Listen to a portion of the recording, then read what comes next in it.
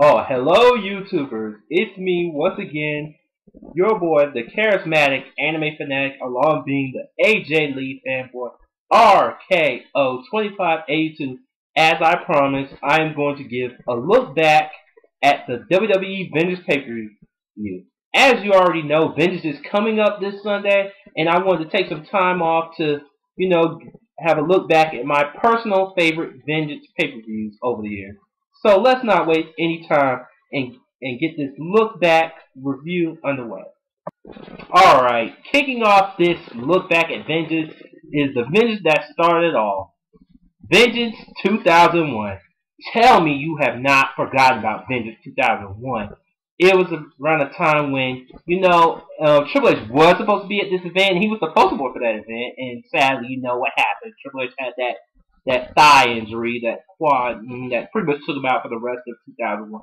But they had a good plan. They had a 3-match tournament, pretty much was the main highlight of that whole Vengeance 2001 pay-per-view. You had Kurt Angle, Stone Cold, Steve Austin, The Rock, and Y2J, Chris Jericho, in a 3-match tournament to determine the undisputed champion. You had Stone Cold going in as the WWE champion, and you had The Rock going in as the world champion. And that promo they made for that was well done. I love that promo. It's one of my favorite promos ever in WWE. And it's like the promo said, 4 men, 3 matches, 2 titles, 1 undisputed champion. And of course, that epic line that Ric Flair gave, 1 great company, 1 great champion. Yep, and they lived that to the hype. So you had Stone Cold facing off Kurt Angle first, and then of course Stone Cold beats Kurt Angle, and you had The Rock once again squared off with Chris Jericho, who really had a good little mini feud throughout the 2001, and Chris Jericho beats The Rock, believe it or not, for the World Championship. So it came down to Stone Cold and Chris Jericho for the Undisputed Championship. And just when you thought Stone Cold was going to be the Undisputed Champion, then Booker T comes in, gets involved along with Mr. McMahon, and then the shocker happened.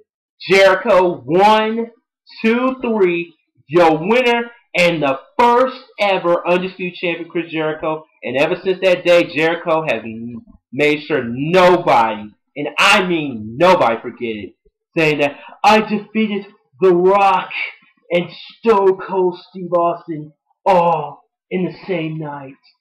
And yeah, like I said, Vengeance 2001 was very memorable. Alright, let's go on to Vengeance 2002. And I have to say, this Vengeance was pretty cool. And this was John Cena's first ever pay-per-view overall. Back when he had the, biker shorts, or the basic thing, back when he was still a rookie. And he had a good match against Chris Jericho. I mean, I'm dead serious. And I'm happy that Chris Jericho has a lot of respect for John Cena, so.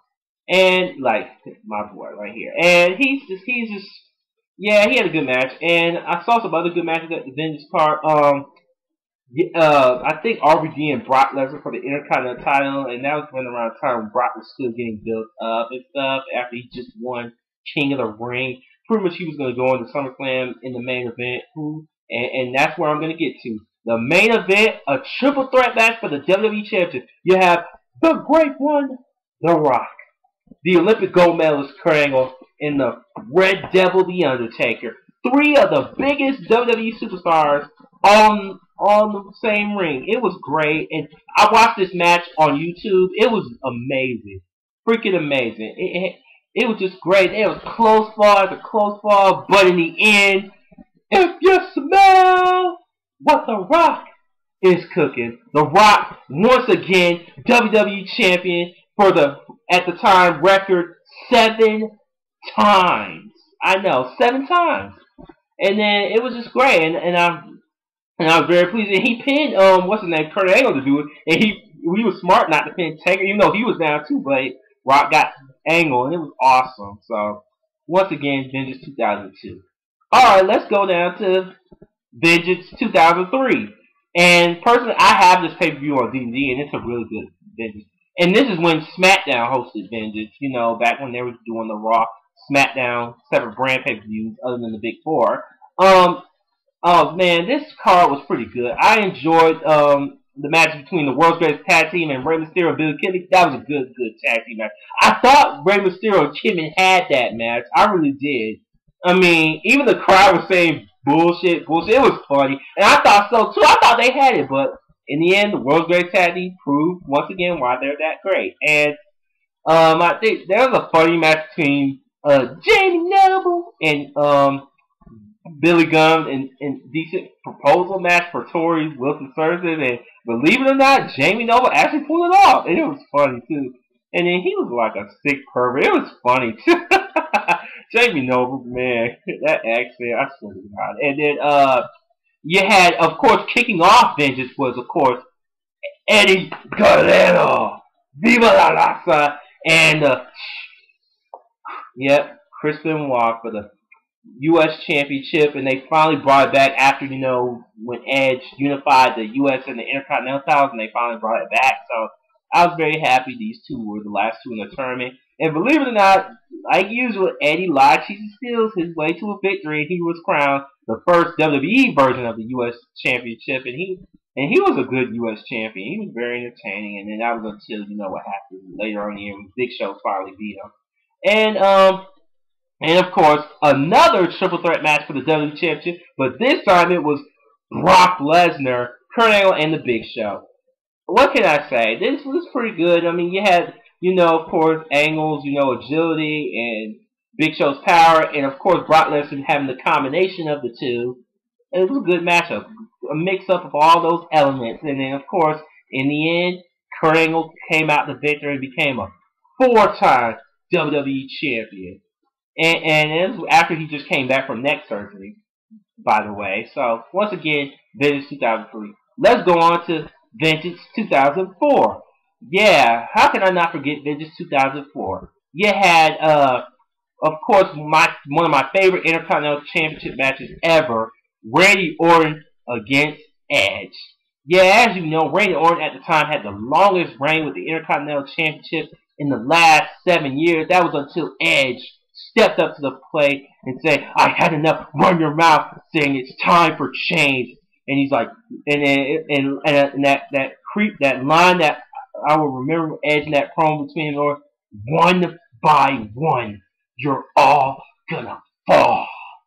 And he was so right. And he took Orton to the limit like I've never seen. They were fighting for almost 30 minutes for that belt. I'm dead serious. That's how good the IC title was back then, back when it had Prestige. Thank goodness for Cody Rhodes for bringing this Prestige back title right now.